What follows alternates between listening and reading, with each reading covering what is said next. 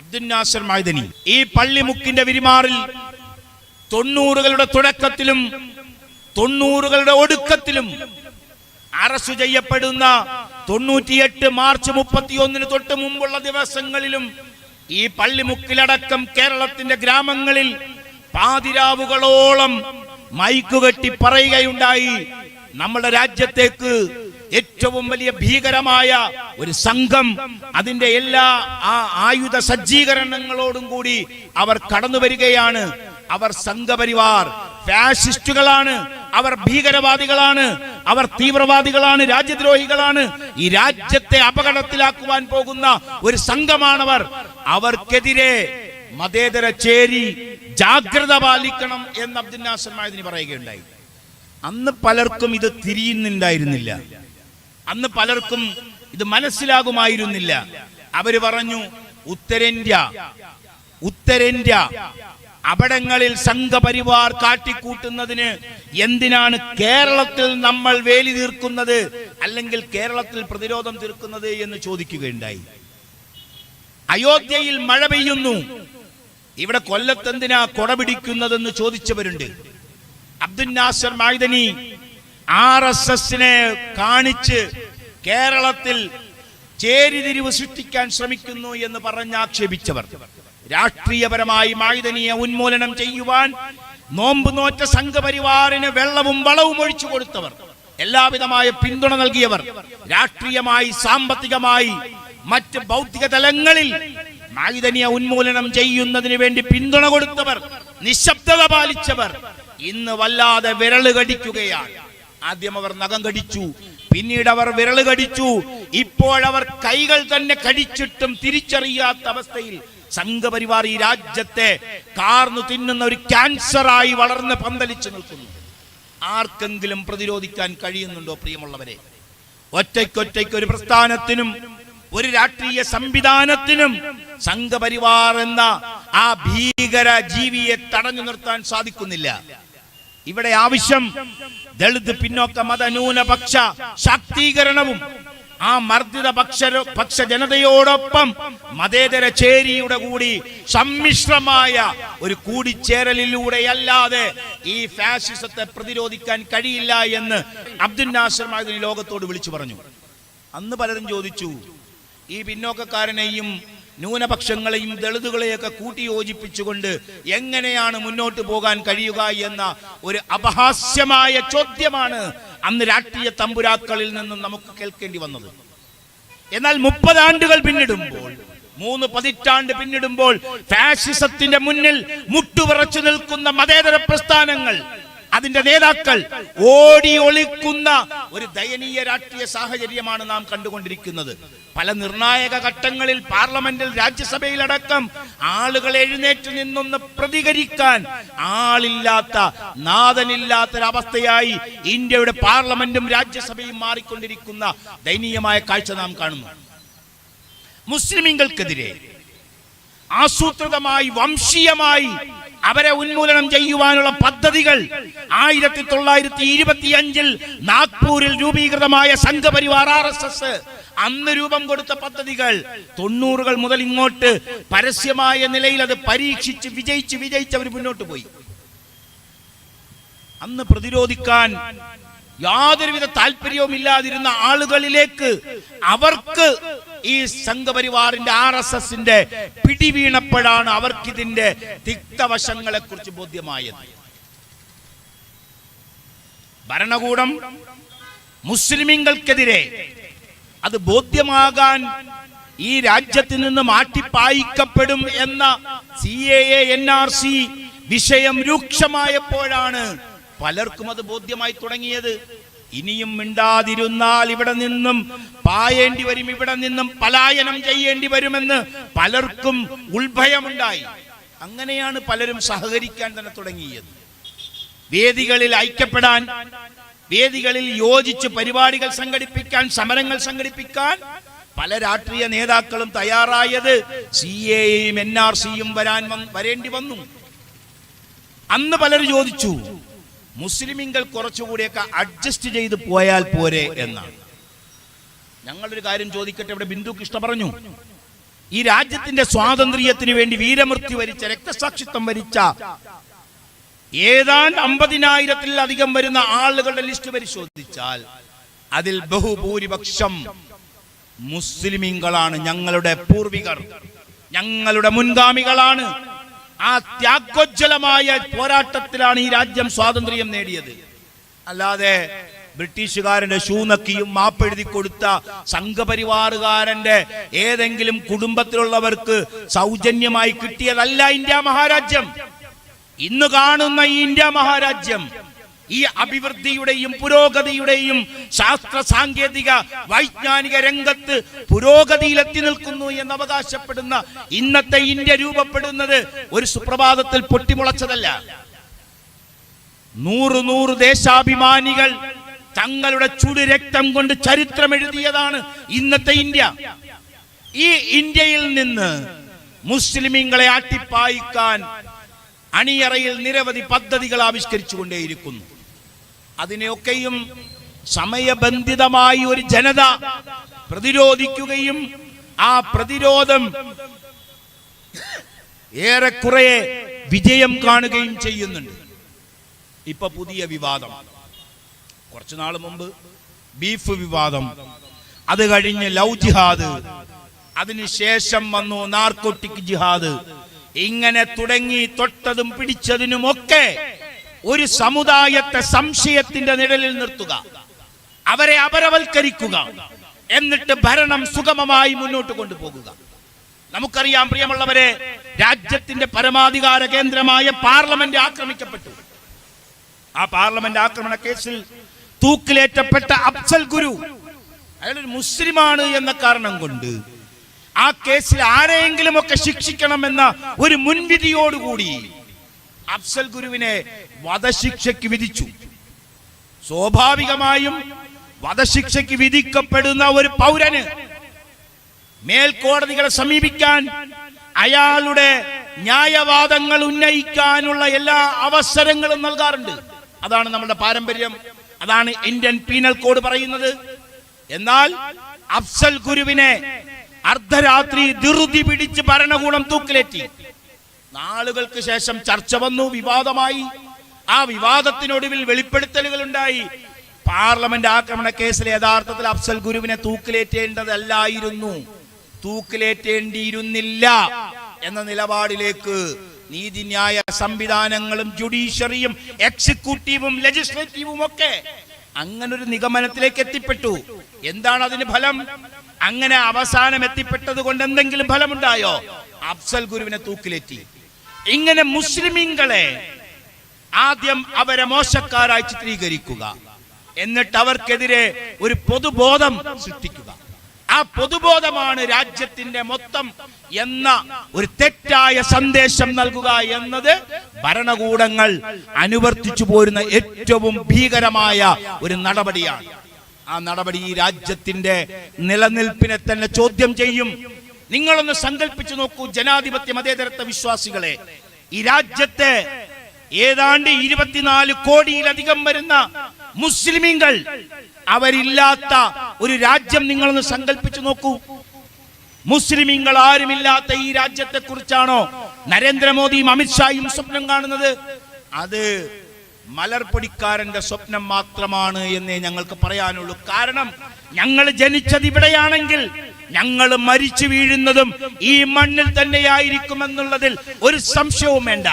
ഞങ്ങളെ പുറത്താക്കിയിട്ട് ഈ രാജ്യത്തെ ഏതാണ്ടൊക്കെ നേടിക്കളയാമെന്നാണ് ഭരണകൂടങ്ങൾ കരുതുന്നതെങ്കിൽ അത് തെറ്റാണ്. ഇന്നലകളിൽ ഞങ്ങളുടെ ധീരദേശാഭിമാനികൾ ഇന്ന് ഞങ്ങൾക്ക് മുന്നിൽ ധീരതയോടുകൂടി പോരാടുന്ന ഭരണകൂട ഭീകരതയ്ക്കെതിരെ തടവറയിലും അതിശക്തമായി പ്രതിരോധം തീർക്കുന്ന അബ്ദുൽ നാസർ മൈദനി ജീവിക്കുന്ന കാലഘട്ടത്തിലാ ഞാനും നിങ്ങളും ജീവിക്കുന്നത്. അവിടെയാണ് മുസ്ലിംമാർ രൂപപ്പെടുന്നത്. പുതിയ തലമുറ ഇത് ഏറ്റുപിടിച്ചിരിക്കുന്നു. ഇന്നലകളിൽ വീടിന്റെ 4 ചുവരുകൾക്കുള്ളിൽ കഴിഞ്ഞിരുന്ന സഹോദരിമാർ, അവരുടെ വീട്ടുകാര്യം, വിവാഹിതരാണെങ്കിൽ ഭർത്താവ്, കുഞ്ഞുങ്ങൾ, അവരുടെ കാര്യങ്ങൾ, മക്കളാണെങ്കിൽ മാതാപിതാക്കളുടെ കാര്യങ്ങൾ നോക്കി കഴിഞ്ഞിരുന്ന പെൺകുട്ടികൾ ഇന്ന് ഈറ്റപ്പുലികളെ പോലെ സംഘപരിവാറിന് മുന്നിൽ ധീരതയോടുകൂടി ഒറ്റയ്ക്ക് പോരാടുകയാണ്.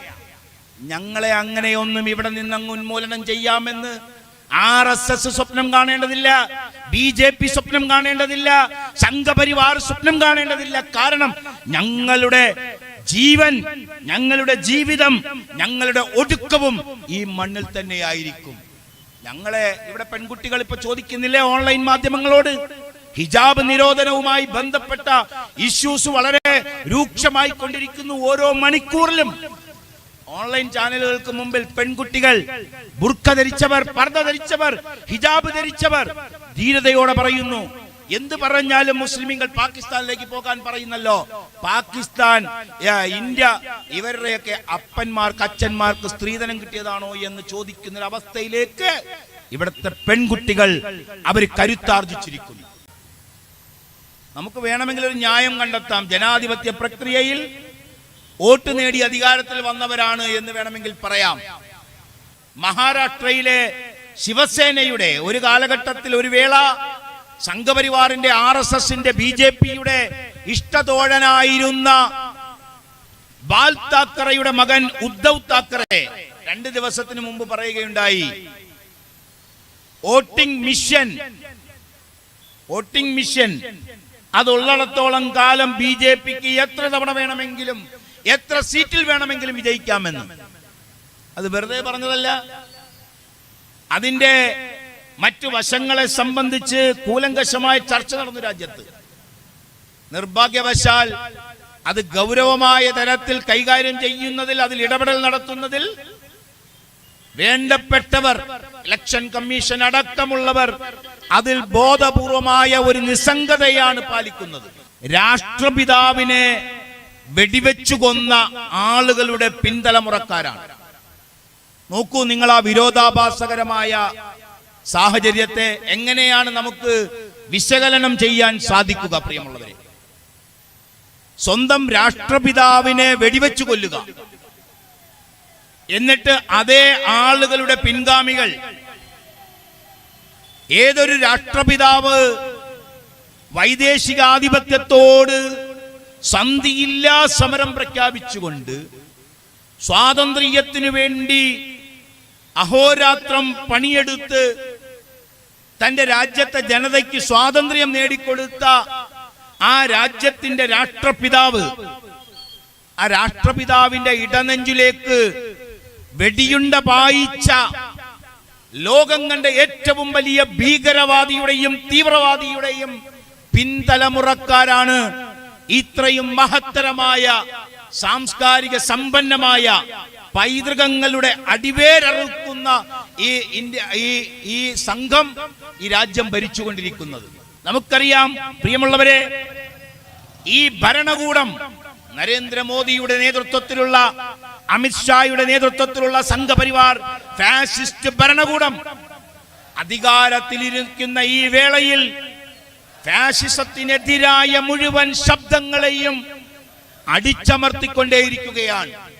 അത് വ്യക്തികളെയാകട്ടെ, പ്രസ്ഥാനങ്ങളെയാകട്ടെ, സംസ്ഥാന ഗവൺമെന്റുകളെയാകട്ടെ, അതിനെയൊക്കെയും നിഷ്പ്രഭമാക്കാനുള്ള ഊർജിതമായ ശ്രമം ഭരണകൂടത്തിന്റെ നേതൃത്വത്തിൽ നടന്നുകൊണ്ടിരിക്കുകയാണ്.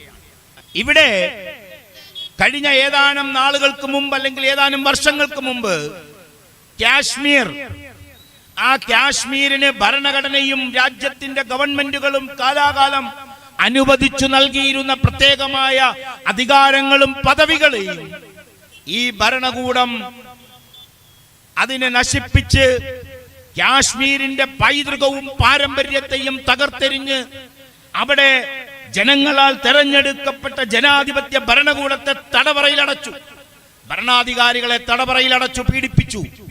അങ്ങനെ എല്ലാ അർത്ഥത്തിലും കാശ്മീരിനെ നെക്കിക്കൊല്ലാൻ ഭരണകൂടം ശ്രമിച്ചപ്പോ അരുതേ എന്ന് പറയാൻ മതേതര ചേരിയിൽ വിരളിലെണ്ണാവുന്ന പ്രസ്ഥാനങ്ങളോ അല്ലെങ്കിൽ വിരളിലെണ്ണാവുന്ന വ്യക്തികളോ ഉണ്ടായിരുന്നുള്ളൂ. ഏറ്റവും പുതിയ വിവാദം ഹിജാബാണ്. ഹിജാബ് എന്ന് കേൾക്കുമ്പോൾ ചിലർ കരുതും ഇത് ഏതാണ്ട് വലിയ ഒരു ആയുധമാണ്, അല്ലെങ്കിൽ രാജ്യത്തെ നശിപ്പിക്കാൻ പോകുന്ന എന്തോ വലിയ അണുവായുധം പോലെയാണ് ഹിജാബിനെ പരിചയപ്പെടുത്തുന്നത്. ഹിജാബ് എന്ന് പറയുന്നത് നിലവിൽ പെൺകുട്ടികൾ തലയിൽ ധരിക്കുന്ന ഒരു ഷാള്.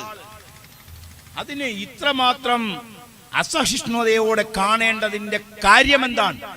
അങ്ങനെ കാണുന്നതിലെ രാഷ്ട്രീയമാണ് നാം പരിശോധിക്കേണ്ടത്. നിങ്ങൾ രാജസ്ഥാനിലേക്കൊന്ന് ചെന്ന് നോക്ക്, ഡൽഹിയിലേക്കൊന്ന് ചെന്ന് നോക്ക്, മറ്റ് വിവിധ സ്റ്റേറ്റുകളിൽ ഒന്ന് സന്ദർശിച്ചു നോക്ക്.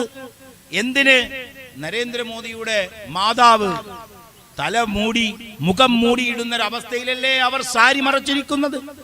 രാജസ്ഥാനിലും ഡൽഹിയിലും അതുപോലെ തന്നെ ഉത്തരേന്ത്യൻ സംസ്ഥാനങ്ങളിലൂടെ സഞ്ചരിച്ചാൽ അവിടുത്തെ ഹൈന്ദവരായ സ്ത്രീകൾ, പാഴ്സികൾ, മറ്റ് ഇതര വിഭാഗങ്ങളിലെ മുസ്ലിമീങ്ങളല്ലാത്ത വിഭാഗങ്ങളിലെ സ്ത്രീകൾ സാരി അല്ലെങ്കിൽ അവരുടെ കൈവശമുള്ള ദുപ്പട്ട, ഷാള്, ആ ദുപ്പട്ട ഇങ്ങനെ മുഖത്തുകൂടി ചരിച്ച് താഴെ വരെ ഇടുന്നില്ലേ? ഉത്തർപ്രദേശ് തെരഞ്ഞെടുപ്പിൽ വോട്ട് ചെയ്യാൻ ക്യൂ നിൽക്കുന്ന സ്ത്രീകളുടെ ചിത്രങ്ങൾ, വീഡിയോകൾ പുറത്തു വരുന്നു. അവർ ധരിച്ചിരിക്കുന്നത് എന്താ? അവരുടെ മുഖം കാണാൻ കഴിയുന്നുണ്ടോ? ഇവിടെ എല്ലാവരുടെയും പരാതി, അതുപോലെ തന്നെ നിരീശ്വരവാദികളുടെ മറ്റ് വിവിധ ചേരിയിലുള്ളവരുടെ പ്രശ്നം മുസ്ലിമീങ്ങളായ പെണ്ണുങ്ങളുടെ മുഖം കാണാൻ കഴിയുന്നില്ല എന്നതാണ്. മക്കന ഇട്ടിരിക്കുന്നു, ഹിജാബ് ഇട്ടിരിക്കുന്നു, പർദ്ദ ഇട്ടിരിക്കുന്നു, അതുകൊണ്ട് അവരുടെ സൗന്ദര്യം വെളിവാകുന്നില്ല എന്നതാണ്. ഞങ്ങളുടെ സ്ത്രീകളുടെ, ഞങ്ങളുടെ ഉമ്മമാരുടെ, ഞങ്ങളുടെ ഭാര്യമാരുടെ സൗന്ദര്യം കണ്ടവന്റെ മുന്നിൽ പ്രദർശിപ്പിക്കാനുള്ള പ്രദർശന വസ്തുവല്ല സ്ത്രീ എന്ന് വളരെ കൃത്യമായി അടയാളപ്പെടുത്തിയ ഒരു മതത്തിന്റെ പ്രതിനിധികളാണ് മുസ്ലിം സ്ത്രീകൾ. ഇസ്ലാം വളരെ കൃത്യമായി അവരോട് പറഞ്ഞിട്ടുണ്ട്, ചന്തകളിൽ ഇറങ്ങിയാൽ, റോഡുകളിൽ ഇറങ്ങിയാൽ നിങ്ങളുടെ മുഖം താഴ്ത്തി നടക്കാൻ ഈ മതം പഠിപ്പിക്കുന്നു. അത് ഈ മതം മാത്രമല്ല, ഹൈന്ദവ മതത്തിലെ പുരാതനമായ ഗ്രന്ഥങ്ങൾ പരിശോധിച്ചാൽ മുനിവര്യന്മാരുടെയും മറ്റ് വിവിധ മേഖലകളിലുള്ളവരുടെയും വിവിധങ്ങളായ സന്ദേശങ്ങളിൽ പറയുന്നത് സ്ത്രീകൾ അവരുടെ കണ്ണുകളും മുഖവും താഴ്ത്തി നടന്നുകൊള്ളട്ടെ എന്നാണ്. അന്യപുരുഷന്റെ മുന്നിൽ തന്റെ മുഖം വെളിവാക്കാതിരിക്കട്ടെ എന്ന് എല്ലാ മതങ്ങളും പറയുന്നു. ഇവിടെ മുസ്ലിം പെൺകുട്ടികൾ ഹിജാബ്, ഒരു സ്കാർഫ് ധരിച്ചാൽ, ഒരു ഷാൾ ഇട്ടാൽ, തങ്ങൾക്ക് ഇഷ്ടമുള്ള വേഷം തെരഞ്ഞെടുക്കുന്നതിന്റെ ഭാഗമായി ഇസ്ലാമിക വിശ്വാസം അല്ലെങ്കിൽ ഇസ്ലാമിക ചര്യകളെ പൂർണ്ണമായും പിൻപറ്റി അങ്ങനെ മുന്നോട്ട് പോകുന്ന പെൺകുട്ടികൾ അല്ലെങ്കിൽ സ്ത്രീകൾ അവർ പർദ്ദ ധരിക്കുന്നത് കൊണ്ട് ഈ രാജ്യത്തിന് നാളിതുവരെയായി രാജ്യത്ത് എന്തെങ്കിലും നഷ്ടം സംഭവിച്ചിട്ടുണ്ടോ? രാജ്യത്തിന്റെ ഖജനാവിന് ഏതെങ്കിലും തരത്തിൽ ചോർച്ചയുണ്ടായിട്ടുണ്ടോ? രാജ്യത്തിന്റെ സാമ്പത്തിക സ്ഥിതിയിൽ എന്തെങ്കിലും വ്യതിയാനം സംഭവിച്ചിട്ടുണ്ടോ? മുസ്ലിം സ്ത്രീകൾ പർദ്ദ ധരിക്കുന്നത് കൊണ്ട്, മുസ്ലിം പെൺകുട്ടികൾ ഹിജാബ് ധരിക്കുന്നത് കൊണ്ട്, മുസ്ലിം പെൺകുട്ടികൾ മക്കന ധരിക്കുന്നത് കൊണ്ട്, അല്ലെങ്കിൽ മുഖം മറക്കനയായ നിക്കാബ് ധരിക്കുന്നത് കൊണ്ട് രാജ്യത്തിന്റെ സമ്പദ്ഘടനയ്ക്ക് എന്തെങ്കിലും കോട്ടം തട്ടിയിട്ടുണ്ടോ? അങ്ങനെ ഒരു കഥ നമ്മൾക്ക് കേൾക്കാൻ കഴിഞ്ഞിട്ടില്ല.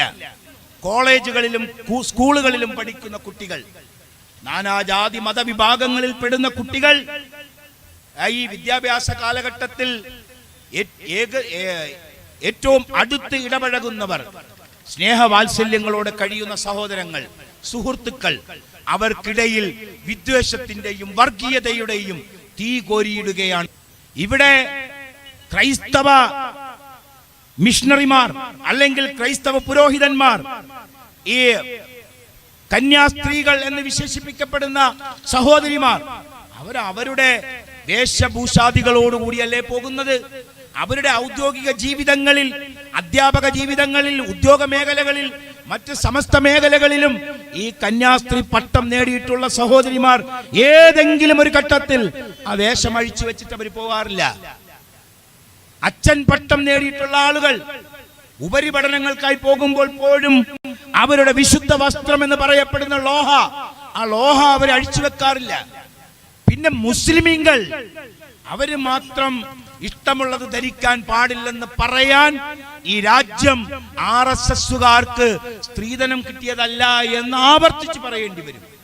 മുസ്ലിം പെൺകുട്ടികൾ ഹിജാബ് ധരിച്ചു വരുന്നതിനെ കൗണ്ടർ ചെയ്യുന്നതിന് വേണ്ടി നാളിതുവരെയായി യാതൊരു വിധത്തിലും അങ്ങനെ ഒരു ചരിത്രമേ ഇല്ലാത്ത, അങ്ങനെ ഒരു പാഠ്യമേ ഇല്ലാത്ത തരത്തിൽ അവരെ തമ്മിൽ സംഘട്ടനത്തിലേക്കും സംഘർഷത്തിലേക്കും എത്തിക്കുന്ന ഒരു പ്രവണതയിലേക്ക് അധ്യാപകർ അതിന് നേതൃത്വം കൊടുക്കുന്നു. അതാണ് അവിടുത്തെ ഏറ്റവും വലിയ ഹീനമായ പ്രവൃത്തി.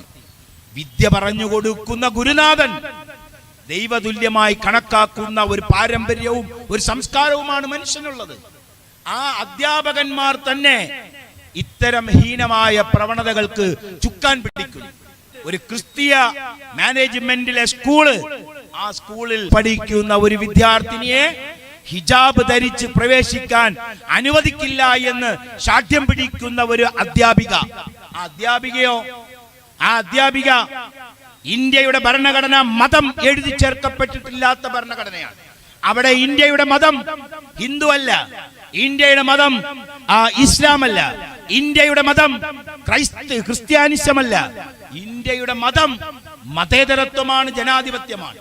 അങ്ങനെ ഒരു ഭരണഘടനയുള്ള ഈ രാജ്യത്ത് ഏറ്റവും സുന്ദരമായി സാംസ്കാരിക സമ്പന്നമായി അക്ഷരങ്ങൾ കൊണ്ട് കൃത്യമായ നിലപാട് സ്വീകരിക്കുന്ന ഈ കേരളത്തിൽ ഒരു സ്കൂളിലെ ഒരു അധ്യാപിക, ആ അധ്യാപിക ഇട്ടിരിക്കുന്ന വേഷമോ കന്യാസ്ത്രീകളുടെ വേഷഭൂഷാദികളോടുകൂടിയാണ് അധ്യാപിക. അത് ഇന്ത്യയുടെ ഔദ്യോഗിക അധ്യാപകരുടെ വേഷമാണോ? അല്ല, അത് ക്രൈസ്തവ മതവിഭാഗത്തിന്റെ ഔദ്യോഗിക വേഷമാണ്.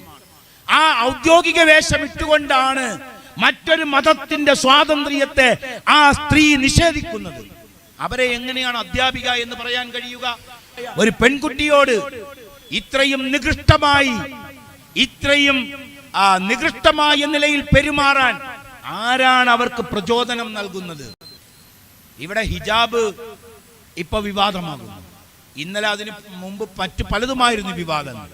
ഇങ്ങനെ ഓരോ ഘട്ടങ്ങളിൽ മുസ്ലിമീങ്ങളെ വിവാദത്തിൽ തന്നെ പെടുത്തുക, അവർക്ക് പുരോഗതിയിലേക്ക് പോകാൻ അവരെ അനുവദിക്കാതെ അവരെ ഇങ്ങനെ തീവ്രവാദത്തിന്റെ, ഭീകരവാദത്തിന്റെ, വർഗീയതയുടെയൊക്കെ പേര് പറഞ്ഞ് അവരെ ഇങ്ങനെ വരിഞ്ഞു മുറുക്കി സമസ്ത മേഖലയിലും അവരെ പിന്നോക്കം കൊണ്ടുപോകുവാനുള്ള ഒരു കൊണ്ടുപിടിച്ച ശ്രമം എല്ലാ ഭാഗത്തു നിന്നും നടക്കുന്നുണ്ട് എന്ന യാഥാർത്ഥ്യം ജനാധിപത്യ മതേതരത്വ സമൂഹം തിരിച്ചറിയേണ്ടതുണ്ട്.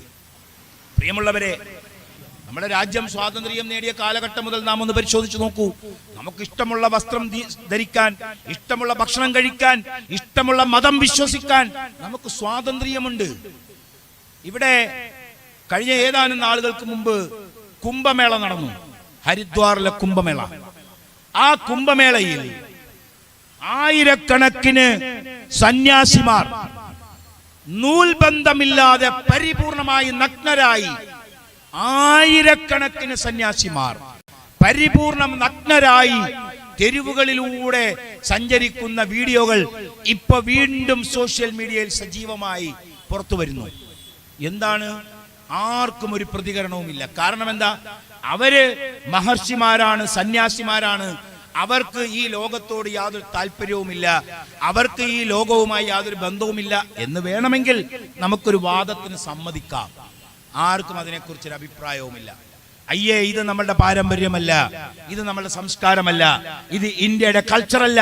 ഇങ്ങനെ വേഷമില്ലാതെ, വസ്ത്രമില്ലാതെ, നൂൽബന്ധമില്ലാതെ പരിപൂർണമായി നഗ്നരായി സഞ്ചരിക്കുന്നത് ആദിവാസികൾ പോലും, അല്ലെങ്കിൽ ആദിമ മനുഷ്യർ പോലും, അന്നത്തെ കാട്ടുജീവിതത്തിലുണ്ടായിരുന്ന മനുഷ്യർ പോലും ഇലകൾ കൊണ്ട് നാണം മറച്ചിരുന്നു എന്നതൊരു പാരമ്പര്യമല്ലേ പ്രിയമുള്ളവരെ?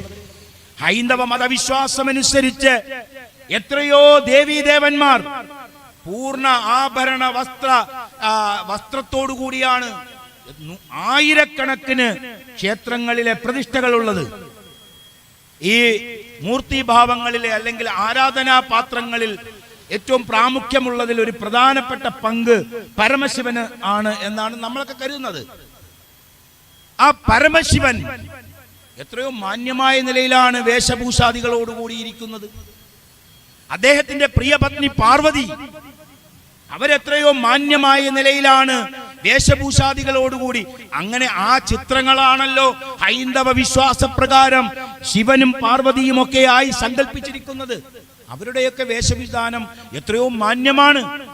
എത്ര ദേവീദേവന്മാരാണ് ഇങ്ങനെ നഗ്നരായി കാണപ്പെട്ടിട്ടുള്ളത്, അല്ലെങ്കിൽ ഏതെങ്കിലും ക്ഷേത്രങ്ങളിൽ നമുക്ക് അങ്ങനെ കാണാൻ കഴിയുന്നത്? അപൂർവമായി ചില മേഖലകളിൽ ഉണ്ടായേക്കാം. എന്നാൽ ഇവിടെ പരിപൂർണ നഗ്നരായി ഒരു വിഭാഗം ആളുകൾ രാജ്യത്തിന്റെ സംസ്കാരത്തിനും പൈതൃകത്തിനും പാരമ്പര്യത്തിനും ഒക്കെ വിപരീതമായി അവർ സഞ്ചരിക്കുന്നു. ആരെങ്കിലും അവരെ തടയുന്നുണ്ടോ പ്രിയമുള്ളവരെ? അത് അവർക്ക് അനുവദിച്ചു കിട്ടിയിരിക്കുന്ന സ്വാതന്ത്ര്യമാണ്. അതാണ് നമ്മുടെ രാജ്യത്തിന്റെ ജനാധിപത്യം. ഇവിടെ മനുഷ്യന് ഇഷ്ടമുള്ള ഭക്ഷണം കഴിക്കാനുള്ള സ്വാതന്ത്ര്യമില്ല. ഇവിടെ ഇറച്ചി കഴിച്ചാൽ അത് പശുവിന്റെ ഇറച്ചിയാണെന്ന് ദുരാരോപണം ഉന്നയിച്ചുകൊണ്ട് വീട്ടിനകത്ത് പോലും കയറിച്ചെന്ന് അയാളെ മൃഗീയമായി തല്ലിക്കൊല്ലുന്ന, കുത്തിക്കൊല്ലുന്ന, വെട്ടിക്കൊല്ലുന്ന, കാട്ടാളരെ പോലും ഭയപ്പെടുത്തുന്ന തരത്തിലേക്ക് സംഘപരിവാർ മുന്നോട്ട് പോകുന്നു.